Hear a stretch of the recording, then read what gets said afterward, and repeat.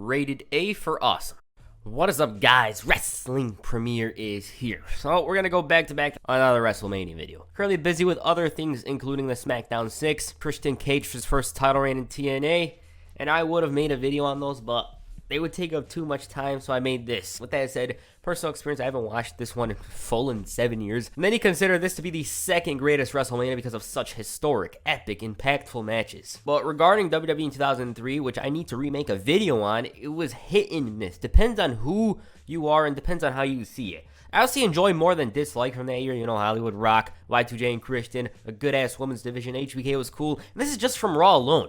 Like, if we talk about SmackDown, I'll take up the entire video, and that's exactly why I made something on it over here. With that said, the Attitude Era was no more, and the ruthless aggression was in full force. Enough talk about 03, let's dive into the WrestleMania from Seattle, okay. WrestleMania 19 was held in the Safeco Field, currently at T-Mobile Park in Seattle, Washington on March 30th, 2003. 54,097 were in attendance to witness Stone Cold's final match, and the buy rate, this is the odd one for me, it was 560,000, which was the worst since 1997. Oddly enough, No Way Out the previous month did 450,000 buys, and the Rumble actually beat WrestleMania by 25k. So I wanted to see what others say. Apparently the advertising of this event had more to do with Hogan McMahon, you know, 20 years in the making. Maybe some people thought, oh, it's going to be the main event. Add to that, Austin and Rock were facing off for the third WrestleMania with no real story attached to it. I guess people weren't interested. I do believe that if WWE promoted it as Austin's final match, it would have brought more buys, but what do I know? I also assume they didn't promote Angle and Lesnar because there was a worry Kurt wouldn't make it to the big event.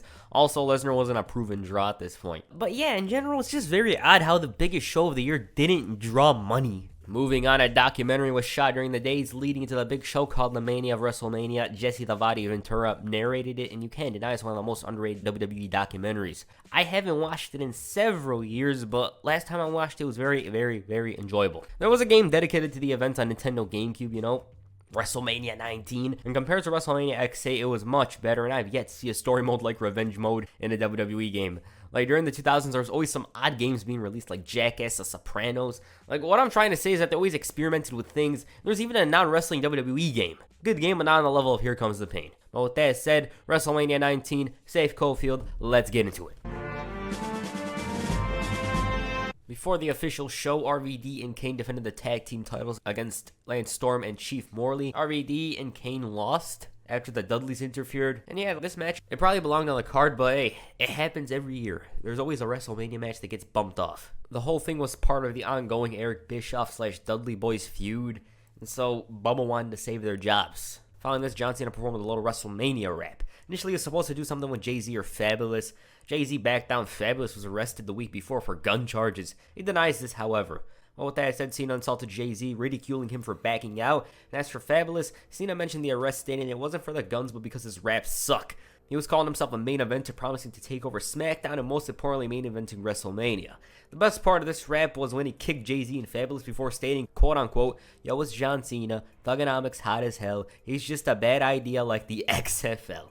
Ryder claimed Vince was somewhat offended by the statement, but with regards to Cena, I find it ironic how he's dissing Jay-Z, when just a few months later, he's taking that dirt off his shoulder, you know, that song. The first match was for the Cruiserweight Championship. Matt Hardy defends the gold against Rey Mysterio. This was the first WrestleMania singles match for Matt and the first WrestleMania match for Rey. The Cruiserweight title is somewhat respected at this point, at least who even made it to the main event of SmackDown one night in June of 2003, but after that, it was kind of forgotten about. Immediately, Matt sends Shannon Moore to go after his opponent, but ends up screwing himself over. Because of this, Rey Mysterio took control, and as he's going for a sunset flip, Moore comes in and gives way to the champion. What a maneuver. Choke hold on the ropes from both the Sensei and the Lackey, but this still didn't stop Rey. He jumps off the ropes, wanting to run into the side effect, but again, it's not enough for the W. Following this, Matt wears down Rey, but the plan goes south, and the fans are trying to rally him on. He ends up building momentum after Hardy runs into the post, and it was all Rey from here. Unfortunately, Shannon Moore ruined everything, and Matt hits the twist of fate. 1, 2, he kicked out.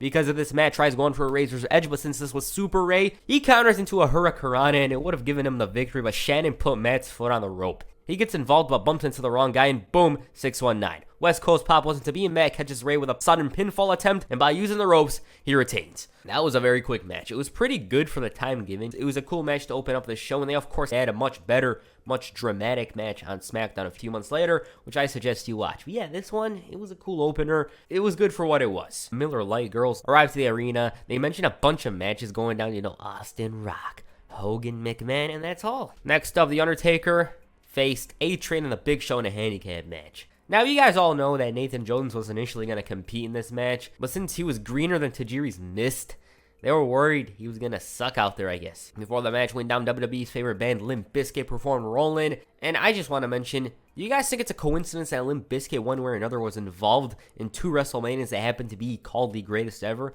I don't think that's a coincidence. It's a fact, and if Fred Durst and the band appeared in Tampa this week, it will definitely be a top 3 Mania. As for Nathan Jones, like I said, he wasn't going to compete until he was kayfabe attacked on Heat by the FBI and his opponents. A-Train disrespected Taker's bike, and in the ring, Big Show tries to make an attack. Unsuccessful, and already Big Evil hits the chokeslam. Might have gotten him the victory had Big Show never broke the fall. The heels were fuming and very frustrated already because the Undertaker was quick and elusive. A-Train comes in, sees firsthand how agile Taker is, and receives the old school. Big Show gets involved, and A-Train hits the derailer. Refs distracted, and Show launches him into the post. So now things are slowing down. In the ring, Taker struggles all while A-Train and Big Show tag in and out. Chokeslam wasn't to be, but the armbar certainly was. He sees A-Train coming in, low blows him before catching him with the cross arm breaker. Big Show crashes the party, and we're back to where we were. From here, the Giant began wearing down the Undertaker with the abdominal stretch. A-Train comes in and does the same. Big Evil suddenly has a burst of momentum and counters before catching him with a back suplex. Once both men recover, Big Show bumps into Taker, and A-Train catches him with a clothesline. He was really putting in a shift to piss off Big Evil at this point. He's trash talking, delivering rights, and he begins battling back, and now A-Train's the one who's faced. Regardless of the fact that Big Show was in the ring, the Undertaker managed to shift momentum to his side, and it wasn't until A-Train hit the bicycle kick that he was stopped. Big Show finally hits a chokeslam, but wait a minute, it's Nathan Jones. He delivers that spin kick, and in the ring, the Undertaker kicks out. He runs into the ring, boots A-Train, and the Undertaker hits the tombstone. 1, 2, 3.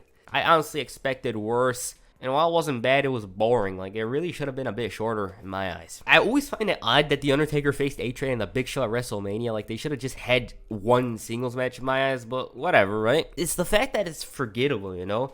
Like, even though his match at WrestleMania 20 with Kane wasn't that good, it was memorable as hell at WrestleMania 20. That match, it's one of the most memorable streak matches due to the return of the dead man and all that. This one, what's there to talk about? I mean, he beat 2 guys. What are we going to say? Limp Bizkit performed, that's all. Other than that, you're not really going to say much. You're not going to say, oh, this was a legendary match or whatever. Meanwhile, the Miller Lite girls met the 2 iconic divas of the early 2000s. They disappear in order to discuss some ideas for later on. The next match was for the Women's Championship. Trish Stratus in her most iconic attire, and Jazz, who should be in next year's Hall of Fame, challenged Victoria for the gold. Of course, all the things she said was dubbed, and this was Victoria at her best, probably. I prefer 04 Victoria, but that's just me. Right out of the gate, Jazz tries to cause a ruckus. She attempts to forcefully ground Trish with strikes, a reverse crossface with a bridge. Trish begins fighting back, and JR's like, now might not be the time to get the crowd's adulation. And Victoria drops her on the ground before the first 2 get into it again. The heels basically destroyed Trish during this part of the match, and they actually ended up working as a unit for all of 20 seconds. Jazz strikes first, but walks straight into a power slam. Trish runs in with a roll-up and a bridge, but it's not enough for the victory. She suddenly has a burst of aggression. Knee strikes, but again, Jazz halts her momentum. The heels fight again before Trish all of a sudden emerges with the same aggression as previously. Spin kick from Jazz catches the wrong guy, and it causes Stratus to take back control. Hell, she even hit the chick kick, but Victoria ruins everything. Irish whip leads into a knee. Champ goes up top and gets her a Karana, and she was damn near unstoppable until Jazz caught her with the Boston Crab. Fans try rallying Trish until Jazz attempts an STF, and all of a sudden, Stevie Richards notices that his girl was going to lose the title, so he gets involved. Still doesn't stop Jazz, though, but that kick certainly did. Victoria goes for the moonsault, but nobody's home, and Jazz gets thrown to the outside, and it's Trish's moment to steal the match, but Stevie comes in and whacks himself with a chair. He takes the satisfaction, and this leads to Victoria attempting to catch her off guard, but she walks into the chick kick. 1, 2, 3, not bad. I like this match way more than the women's match at WrestleMania X8. It felt much more aggressive, faster, and was way more memorable in my eyes. The women's division was really hitting its stride at this point, and I'd say 2003 was WWE's best women's year from that decade.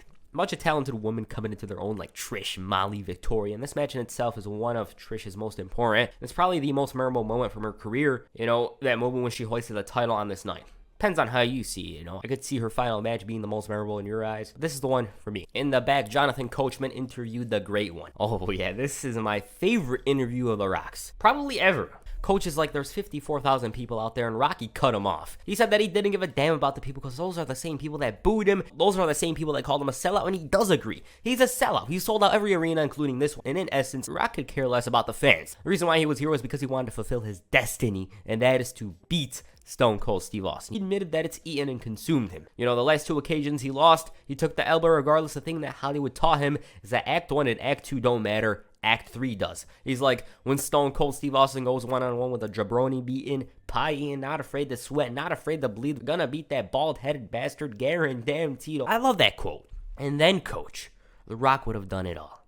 He's like, finally, and there's a long pause, before he says finally for the final time. Incredible promo. The Rock admitted his wrongdoings and admitted that Stone Cold was bugging him for years. He's shown that he can win titles. He's beaten the likes of Triple H, The Undertaker, but he's never beaten Austin in a one-on-one match, especially on a huge stage like WrestleMania. It was a very serious promo, which is something you rarely see from Rock, and I love it. It was very different from the other promos of his. He's not out there to insult people. He's out there to talk about how the Stone Cold thing has been bugging him for years and how he wants to end it and prove to everybody that he can beat him on this night.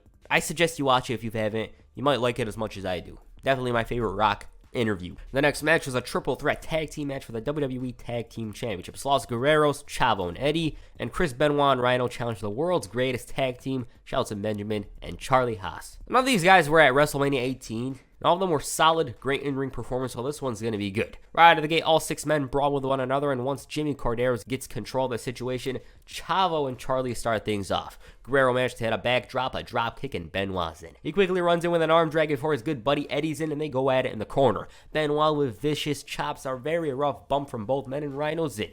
They go at it for a few. Rhyno catches him with a power slam, but Shelton Benjamin preferred to tag himself in. Stiff elbow kick out, and the champs begin working on Rhyno. Cole and Taz are discussing science class and dissection or whatever. All of Benoit's delivering a snap suplex. He then hits a backdrop that wasn't enough for the W, and he was very quick in getting his things in and tagging Rhyno back in. Haas managed to run away to Shelton, who gets his ass kicked for a bit before Eddie tags himself in. He fooled Rhyno out of nowhere with a drop kick, making him think it's a test of strength, but luckily for himself, Benoit tags in. He catches Eddie with a superplex and goes for the cover, but Shelton breaks the fall, and Benoit, who got this straight out of 2K14 or something, tries going for a mid-air crossface. Champs didn't want to see him. Because of this, Eddie got the chance to hit the suplex. I really thought he was going to hit the hat trick there. Chavo comes in with loads of momentum, head scissors, crowds cheering, but Benoit counters his move with a German suplex. Well, 4 of them, and during this whole thing, Chavo tagged out, leading to a super kick. 1, 2, Eddie breaks it. Leg drop from Shelton, and as he goes for the cover, Eddie hits frog splash. Haas runs in, goes for a belly to belly, and gore! Fans go crazy, and he hits another one. Eddie brings him to the outside, and Shelton takes advantage. 1, 2, 3, Team Angle retains. That was a good ass match. Definitely the best one so far. Those impactful moves. Crowd was exciting. Can't say anything bad. I do feel that Edge was probably going to be the one who was going to feature in the match instead of Rhyno, but whatever. Team Angle looked really good out there, and I just wish they did more with them afterwards, you know? Like in 2006 and 7, I really think they had potential to put on some good-ass matches then and there. In the back, Torrie and Stacy argue over who made WrestleMania, Hogan or Vince. The Miller Lite girls then argue. All of a sudden, they argue over the cat for being in the ring or in bed. Fans were cheering, and this guy was damn near about to have a stroke. Wait till they tell him it's going to last about 2 minutes. The next match was between Shawn Michaels and Chris Jericho. For my money, 2 of the greatest all-around performers of all time. They are definitely up there with Randy Savage as the best all-around performers. You know, it's not the greatest of all time. It's the guys that can play 2 roles exceptionally, wrestle with many guys of different styles. You get it, basically all around it. The story of this one, as explained by Chris Jericho, came abruptly. He was initially going to face Edge, but after Michaels told Vince that a program with Jericho is cash, they went that direction. It was a dream match that was finally coming true, and Shawn Michaels initially was going to have one last match, but then that turned into a part-time run and eventually a full-time run following WrestleMania. Both the guys donned their iconic attires. There was an iconic shot, and already Shawn Michaels was exhausted from making his entrance. Collar and elbow tap to start things off, takedown into a head scissors from Jericho, and already Jerry Lawler was impressed that they're starting off with some wrestling. Shades of the Dragon with some arm drag takedowns, and Michaels has yet to break a sweat. He wasn't really that worried. Hammerlock, elbow, hip toss, single leg takedown, and a stalemate. Side headlock from Michaels, and as JR explained, he didn't want things to escalate yet. Jericho with a takedown but runs into a nope. He slaps the heartbreak kid and ends up getting thrown over the top rope. He shows his intelligence for all of 2 seconds, and in the ring, HBK goes for the crossbody, but Y2J uses that momentum against him. Once he gets back up, he bounces off the ropes with a spinning heel kick before throwing some haymakers. Hard Irish whip, some choking in the corner, and he bounces Michaels off the turnbuckle and ends up hurting himself. So HBK goes for the figure 4. Because of this, he opted to work on the left leg, but not much came out of it, however, as Jericho pushed him into the post. Michael skins the can, head scissors his opponent right out of the ring before diving over the top rope. They brawl on the outside for 2 seconds before Michaels found himself in the walls. Charles Robinson reached the count of 8 when Chris ordered him to stop. He didn't want that count out victory though, you know, he wanted to show that he is better than Shawn Michaels. And also, we gotta mention the fact that he didn't want to be Shawn Michaels. He wanted to be his own man. He launches his childhood idol into the post twice before finding time to fill up his finisher meter. Springboard, awesome one at that. And in the ring, the guy who beat Austin and Rock continues working on that back, all while he's shouting that he's better than Shawn Michaels. He hit that rough-looking backbreaker that generated some boos and even went for that nonchalant pin attempt. Chin lock with the knee, applying pressure to the back, but Michaels tries fighting. Right to the eye stops him for all of 2 seconds as he managed to hit that DDT. Both men are down on the mat. Charles Robinson's making the count, and once they recover, Michaels delivers a few rights before running into his own forearm, and to top it all off, gimmick infringement, Michaels kips up and gains a hell of a lot of momentum. He showed exactly why he's Mr. WrestleMania and almost stole the match then and there. He was catching Chris with roll-ups, counters until this moment where Chris was going to go for the walls but gets flipped over. They forcefully counter moves until Chris hits the Northern Light suplex, but it's not enough for the W. Despite the way Michaels managed to forcefully lift Jericho up and attempt to backslide himself, but Chris escaped. Bulldog, then the lion saw, but he took a while to go for the cover and it wasn't enough. Following this, he managed to catch Michaels with the walls.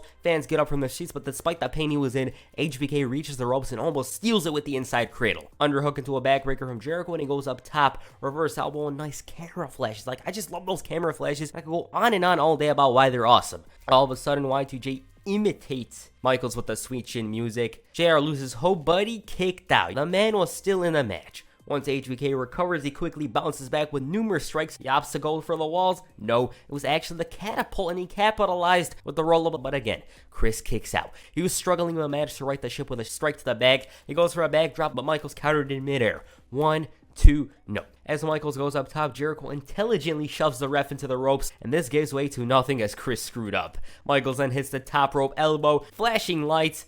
I love him, you guys know it, and it was time to tune up the band. He runs into the walls. All that for nothing. The match was in 6th gear at this point. It was looking very bleak for Michaels, sort of like WWE after Triple H led the brand during this time period. But he reached that rope, much to the chagrin of Chris Jericho, who by the looks of it was crying. Then he walked into an impactful sweet chin music. Michaels didn't have energy to go for the cover, but once he did, Chris kicked out. They were really spent at this point. But Chris still managed to deliver a super Irish whip before lifting Michaels and essentially screwing himself over as Michaels rolled him up backwards. 1, 2, 3. That's all she wrote.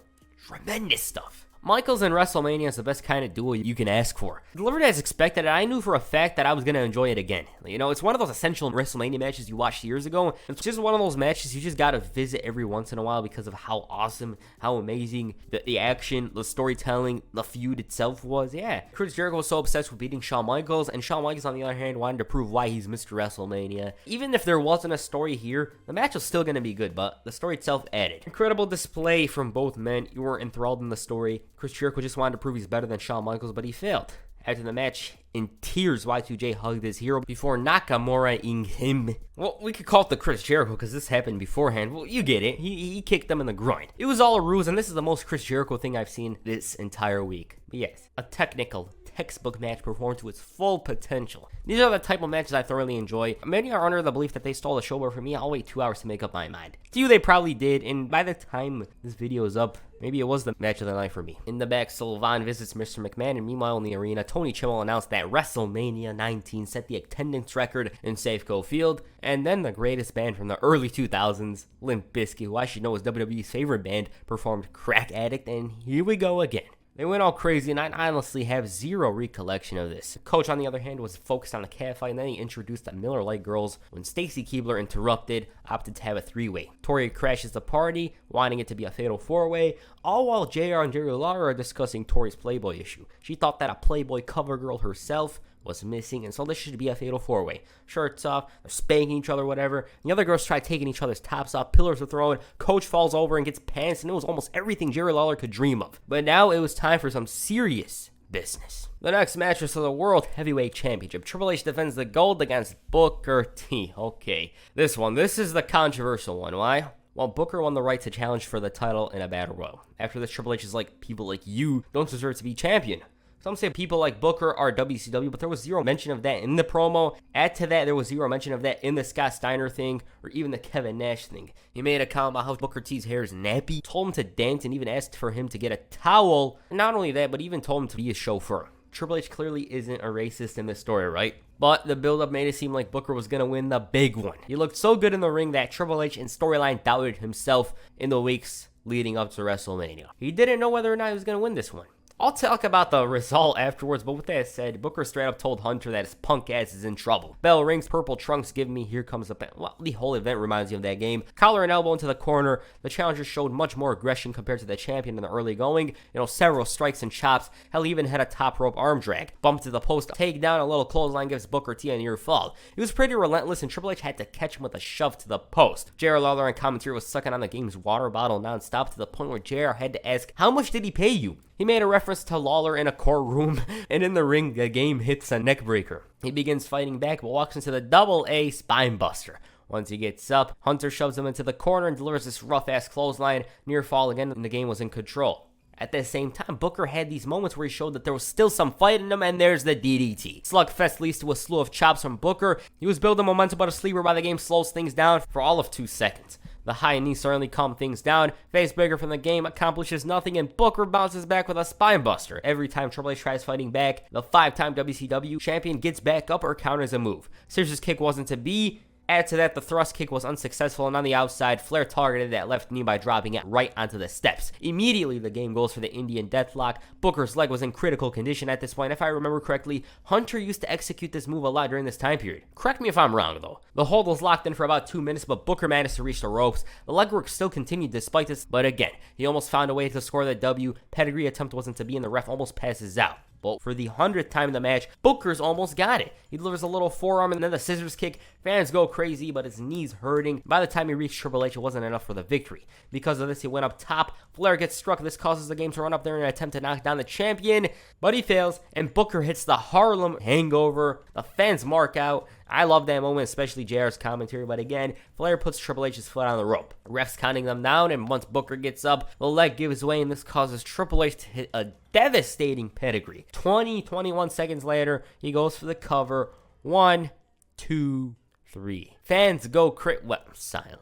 They're silent. Yeah, this ain't it. The way the story was written, Booker just had to score that W no matter what. Like, for a guy to say and do all those kinds of things like Triple H did to him, it should have gone down differently. Had Triple H never said that stuff, whatever. Like, even if he won it, it didn't matter. But for the racists to win the end, nah.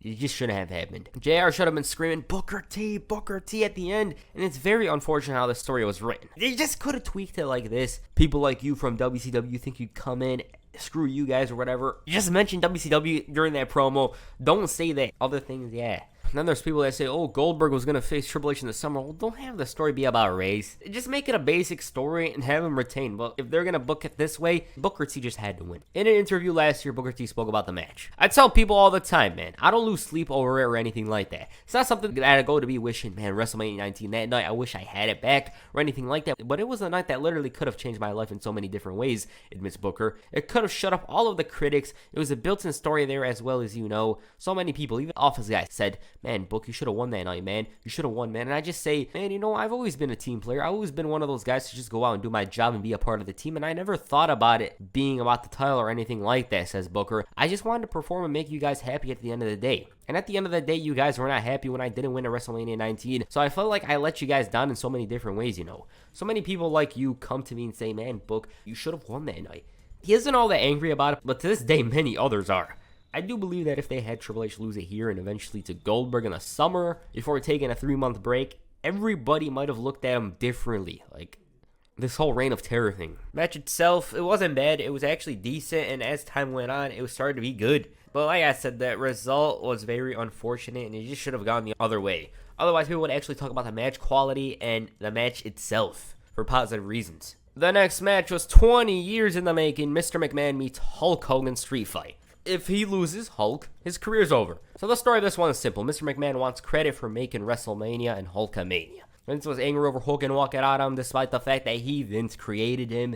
That's what he believes. They even mentioned how Hogan testified against McMahon during the steroid trial, and Hogan didn't believe that he was the right gay guy at the right time. Like, he wasn't lucky or anything like that. He was just that damn good. It was definitely the one with the most promotion out of all the matches. Do find it odd, though, that they promoted a McMahon and Hulk Hogan match rather than the others. And like many said, it might have caused the buy rate to go slightly down. I don't know. Hulk Hogan's song was dubbed, and right out of the game, McMahon slaps Hogan and gets his ass beat. Hulk hits a clothesline as just choking a strike of the boss.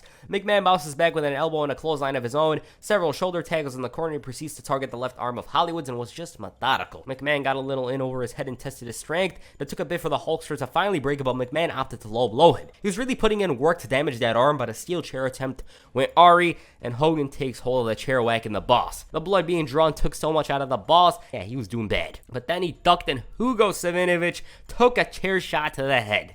McMahon delivers a low blow and he's back in.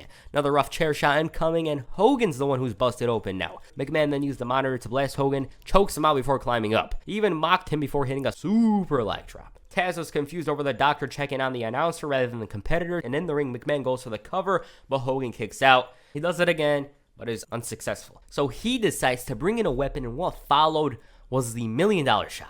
So McMahon slowly ascends from under the ring apron with a smile on his face. The look he's got on his face is as if he's managed to secure another $1 billion deal. But before he can use the weapon, Hulk Hogan delivers a low blow, and all of a sudden, Roddy Piper comes out. This was his first appearance in about 7 years. He showed disdain towards both men and was ready to blast one of them. He chose Hogan and the fans booed, but now that Hot Rod was gone, McMahon crawled his way to victory. Except that didn't happen. Why? Because he kicked out. Since the match wasn't done, McMahon tried grabbing the lead pipe, but the ref was showing some compassion. He gets tossed, tossed out, and he waits for somebody. Sylvan runs in and argues with the ref, and in the ring, another pipe shot from McMahon. He hits the leg drop, 1, 2, no. And this was the moment where Hulk Hogan was revived. He hulks up, and so McMahon delivers some strikes. They weren't going to work, though. He points at him, a right hand to both McMahon and Sylvan. And now that he's gone, Hogan continues where he left off. He hits the boot, and not 1, not 2, but 3 leg drops. 1, 2, 3. Well, that was unexpected. If you look at it from that time period, 2003, everybody thought it was going to be a snooze fest. What actually went down was totally different, and the match was better than it had any right to be. Was it excellent? No, by no means, but it was very entertaining. Both men were in their 50s and managed to put on a worthwhile brawl. Hogan saves his career in a decent match, and Shane McMahon comes out. First appearance since the Evasion story, I believe. He was here to check on his father, but like I said, while it wasn't out of this world or anything like that, it was much better than expected, and I was pretty entertained. The next match was a final battle between The Rock and Stone Cold Steve Austin. Like Jim Ross said, it's not about titles, it's not about money. The build for this one feels abrupt, but who cares? It's Rock Austin for the final time. JR's on commentary and it's at WrestleMania. I talked about the build in this video. It's one of my favorites. Then there's this Hollywood Rock video, which is a top 5 favorite of mine. Yeah, I really enjoyed talking about the match itself here. The Rock comes out and there was just such amazing camera work during his entrance. That shot in itself is one of my favorite of any WrestleMania entrance, and it felt grand. As for Stone Cold, there was another iconic shot there, and I'm under the belief that everyone involved knew that this was going to be Steve's final match. Actually, I believe it was confirmed that JR, The Rock, those guys were in the know. They knew what's up. Like before, however, a very scary thing occurred to Austin. Because he had a bad habit of drinking a lot of coffee and energy drinks, his heart was beating rapidly, and so he went to the hospital. It was pretty bad, and the Mania of WrestleMania documentary covered it. It seemed so damn worrisome if I remember correctly. Austin's vest says 1 more round, which is a clear indication that this was gonna be his final match, and both men went face to face, eye to eye. Rock strikes Austin first, but it was his wrongdoing as the Texas Rattlesnake has some aggressive rights of his own. Stunner attempt wasn't to be, and Rock's busy cursing the fans, so Austin brings the fight to him. He whips his ass around the ringside area and tosses him into the steel steps, and in the ring, Austin continues with the stomps, stomping a mud hole, chokes, backdrop, gets an earfall, all while Lawler's like, that's a Hollywood head. That head makes a bunch of money. It wasn't looking good for Rock at this point. He had yet to deliver a single move, and it was about 3 minutes into the match. Then he goes for a chop block, and it clearly did a number on Steve's knee. So Rocky connects again, and it was becoming a red target. Austin did show fight, but Rocky was the one who was in control. Then he goes for the sharpshooter, and you can hear some boos from the crowd, but Stone Cold reached that bottom rope. Again, he tries sending the leg into the post, and then to add insult to injury, literally, he wears Austin's vest, he fights back, and even hits a big clothesline. Both men recover, and now Austin's got the momentum. He has the Luthez press, the elbow, but Rock was resilient. Jerry Lawler felt that vest was a curse, and they bounce off the ropes, and this time around, Rock catches him with the clothesline. He kicks up, but once he turns around, Austin hits a rock bottom, or as I'd like to call it, the bookend. Steve measures him for the stunner, but what he got was a stunner himself. Cover, 1, 2, Austin kicks out. So both men get up after a minute. Rock delivers these rough-ass rights, but the final shot wasn't to be, and he takes a Stone Cold Stunner. When I tell you the fans went crazy, it was nothing like any moment previously. Not a moment like that one on this night. But again, The Rock kicked out. He righted the ship with a low blow before going for the Hollywood elbow. He misses and Austin kicks to the gut, counters into the spine on a pine, and finally, the Jack gets off. He does a retake, hits that people's elbow, but Austin, he just refused to take that L. Rocky sucks chance intensifies, so he gets serious. He hits the rock bottom, and surely this is it. 1, 2, no, it isn't. The look on Rock's face is as if he's seeing a ghost. Second attempt gets countered, but he still hit it. 1, 2, another kick out. Rock's eyes were fixing to pop out of his head, and at this point, he had enough. This time, he was 200% focused. He catches him, and this image is just like something out of a movie. It's like, this is it. This is the moment where it's finally going to happen, and he plants Austin with a rock bottom. The thud is still stuck in my mind, and Earl Hebner counts Austin's shoulders down the mat. 1, 2, 3. He's done it. The Rock's exercised the demon that is Stone Cold Steve Austin. Incredible moment. Rock then leans over and tells Austin, quote unquote, this is him last year.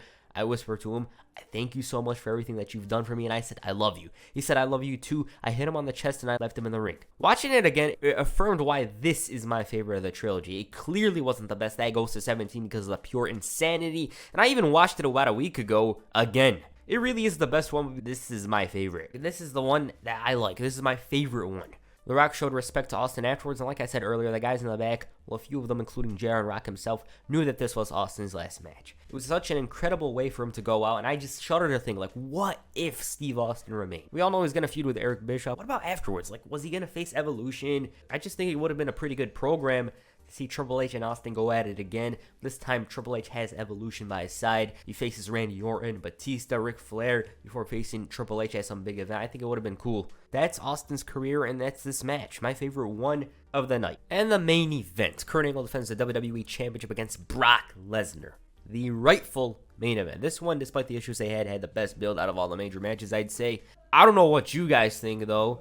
I personally think he had the best story. Brock Lesnar was positioned to be the top guy in WWE regardless of the fact that he was a good or a bad guy. Kurt Angle, on the other hand, was under an insane amount of stress and pain in early 2003, and according to Jim Ross, this match wasn't going to main event, but after Austin was hospitalized, they put this on last. Do I believe that? I'm not sure, because I literally heard JR say they gave Brock Lesnar the main event as a reward. Like, we believe in you, we have so much faith in you. Regardless, whatever, I feel this was the best choice for the main event. It was built and teased for several months, but despite all of that, the match was so damn close to being canceled. Kurt Angle spoke about how he almost didn't compete at the big event on his own podcast show, and I quote, at first when I came back from South Africa and I got the diagnosis, I told Vince I'm going to have surgery and I'm going to have to skip WrestleMania. He said, I'll call you back. I have an idea. Let me talk to the writers. He decided that we were going to have a match before WrestleMania on SmackDown and I was going to drop the title to Brock, and I believe Brock was going to go to WrestleMania, face a new opponent for the main event. I think they were going to substitute Chris Benoit, I believe. He was basically going to take my place, and it bothered me. Then a little meeting with his neighbor caused Angle to want to have the match go down. The next day I went to my neighbor's house, and there's a really good kid named Johnny. He has Down syndrome, and he said, Kurt, I'm so sad you're not going to be wrestling against Brock Lesnar at WrestleMania. I said, yeah, it's pretty upsetting, Johnny. He said, I wish you would.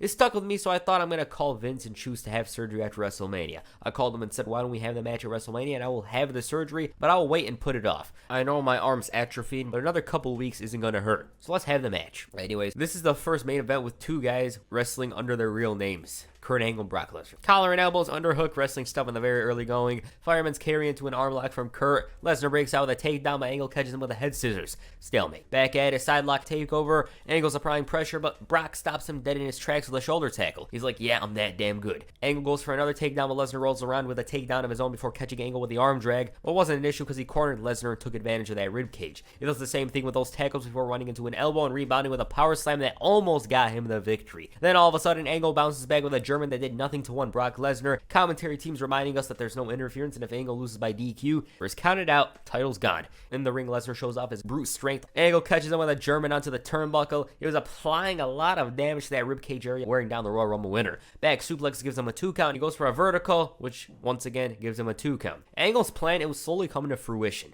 Lesnar was under a ridiculous amount of pressure. Fans were trying to rally him on though, and he had to deliver some elbows, and even then it wasn't working. Lesnar was fading. After about a minute, he managed to get up and drive Angle into the corners. He was trying to build momentum, but Angle did a number on that back. He was really focused on making good on his plan, and all of a sudden, though, Lesnar caught him with the spinebuster. Both men are down. Mike Chioda's making the count, and it wasn't until the count of 8 that both men were on their feet. Some strikes from Angle, whereas Brock went for a couple of knees. So he rakes the eyes and walks into a couple of clotheslines, and suddenly Brock had a burst of momentum. Angle's elbows were no match for the belly-to-bellies, and this gave him a near fall. He tries to go for another one, but Angle catches him with a German, another one, and another one. Even I was worn out from them. You could just feel the amount of pain and stress Brock Lesnar was in at this point. The German is one of my favorite wrestling moves. I just love seeing a German suplex, especially from Brock or Kurt. He goes for the Angle slam, but it's countered to an F5 attempt. No, Angle catches him with the ankle lock. Even though Brock reached the ropes, Kurt dragged him back, and he ended up transitioning into a single-leg Boston Crab. This time he makes it to the rope and back to work on that knee. That is until he got back dropped over the top rope. Once he enters the ring, Angle makes a little mistake, but rights the wrong with a ridiculous German suplex. Definitely my favorite spot of the match so far.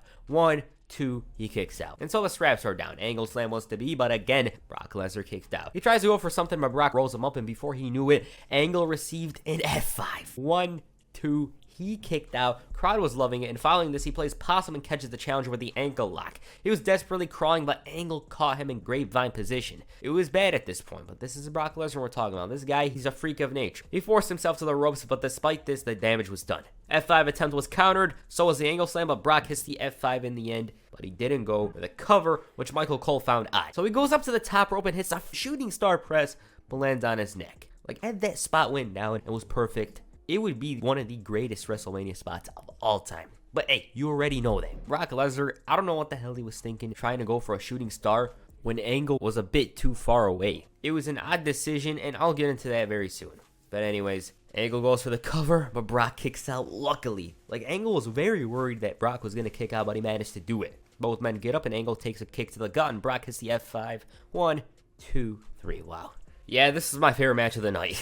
I honestly didn't expect it to be, but it is. Brock Lesnar almost died. Yeah, managed to wrap this one up. There was excellent technical wrestling, excellent match in general, counters, near falls. I'd watch it again in a heartbeat. I knew it was good, and I even watched it about 2 years ago, but I seem to enjoy it more than I expected. Superb WrestleMania main event, and I just wish like this match gets talked about more. It is talked about, but for the wrong reasons, like the shooting star press. It doesn't hurt the match in my eyes, and like I said, had it went down, that would have been a highlight. Still is a highlight regardless. Superb stuff. Definitely one of my favorite WrestleMania main events. Top 10. After the match, Lesnar and Angle hugged to end WrestleMania on top. During his Kurt Angle Show podcast episode about 2 months ago, Kurt Angle spoke about the decision to have Brock Lesnar go for the shooting star press and the repercussions of it. And I quote, "You should have been dead. Something like that hitting that hard just straight on your head. What a scary moment. You just didn't know if Brock was going to get up or be able to walk again. It was really scary, and those are the chances you take when you do stuff like that. I feel badly because it was my idea and Brock had no plans of doing it, and I talked it into him. I feel bad about it. I heard John Laurinaitis suggested Brock do it away. That's what Angle says. Overall, WrestleMania 19, it was awesome.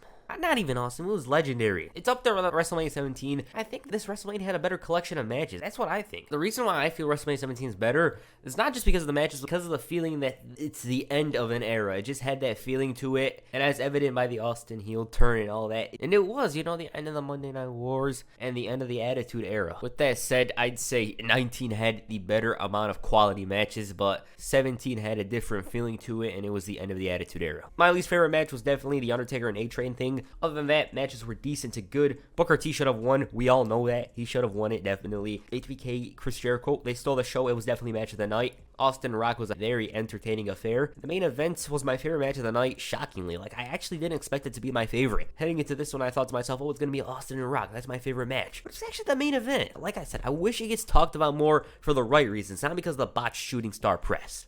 So yeah, what do you guys think of WrestleMania 19? Please comment down below. And that's it for this video. Make sure you hit a 619 on the like button and perhaps the F5 on the subscribe button. Peace. I'm out.